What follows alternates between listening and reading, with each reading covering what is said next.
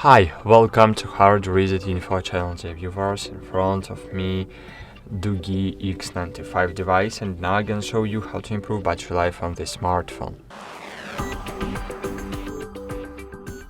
So first thing you can do is to disable all unnecessary features. So if you are not using mobile network right now but using the Wi-Fi, just disable mobile data and enable Wi-Fi. And if you are not using Wi-Fi but using mobile data, so disable the Wi-Fi. So disable the Bluetooth if you are not connected to the Bluetooth devices right now. Disable location services if you are not using maps right now.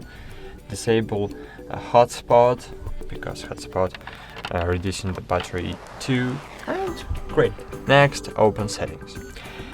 It's useless to enable the dark mode on your device because you have LCD screen and it's no matters have you black screen or white screen. LCD screen is consuming always one level of battery power. So if you want to improve battery life, just reduce the screen brightness, but you don't need to enable the dark mode. Then scroll down and find battery here. Battery, choose battery saver and just click turn on now. That's it. Thanks for watching. Like this video, subscribe to our channel, and bye.